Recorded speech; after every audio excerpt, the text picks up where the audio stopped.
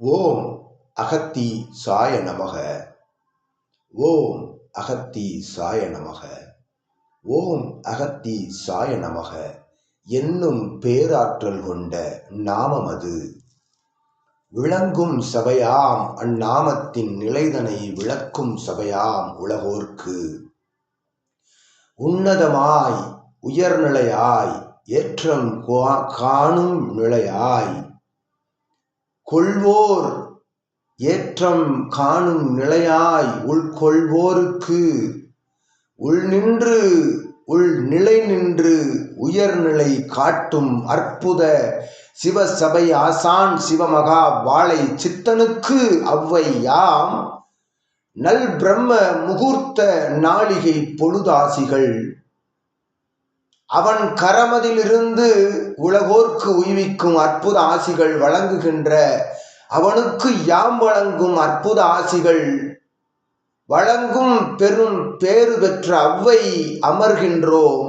நல்ல ஆசி அவன் அடிநிழல் வருடி நிற்கும் அத்துணை சீடர்களுக்கும் வழங்கி என்றுரைப்போம். சூட்சம நிலைதனை இயல்பு நிலையில் பறைசாற்றி நிற்கும் அற்புத சபை. உயர் உன்னத ஞானம் எதுவென்று உலகோர்க்கு எடுத்துரைக்கும் சபை. ஏற்றமிகு சான்றோர் ஆன்றோர்கள் எல்லாம் வந்தமர்ந்து தவநிலை கண்டு அவர் தவம் மேல் நிலை கொண்டு ஆற்றல் தனை பெருக்கி ஆசி வழங்கும் சபை. ஞானம் என்ற ஒற்றை சொல்லை அது எவ்வாறு அந்நிலை எட்டுவது என்னும் அந்நிலையை குட்டும் நிலையில் உரைத்த பொழுதும் அது எங்கும் காணா உயர் காட்டும் நிலை என்றுணர்ந்து அமர்வோர் சித்தனோடு நற்பயணம் மேற்கொள்வர் ஞானப் பயணம் என்றுரைப்போம் அவ்வை.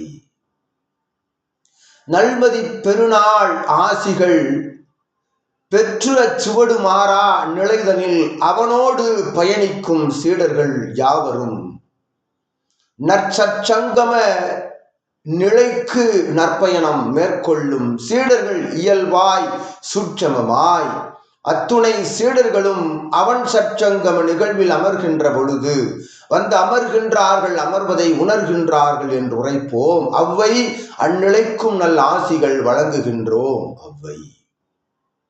அகத்தியம் என்னும் ஒற்றை வார்த்தை அகிலத்தை காக்கும், அகிலத்தை மீட்கும், யுகத்தை மீட்டெடுக்கும் என்ற நல்நம்பிக்கை நிலையோடு வளம் வரும் அற்புத சீடர்கள் யாவருக்கும் அவர்களை வழி நடத்துகின்ற அகத்தியனாய் சித்தமாய் சிவமாய் அறிவாய் சான்றோர் நிலையாய் ஆன்றோன் நிலையாய் பேராற்றல் கொண்ட பரந்தாமன் நிலையாய் நடைபோடும் வளம் வரும் சிவமகா வாழை சித்தனுக்கவ்வை நல்லாசிகள் வழங்கி சீடர்கள் யாவருக்கும் நாள் துவக்க ஆசிகள் வழங்கி அமர்கின்றோம் சுபநிகழ்வாய் சிவசபையில்.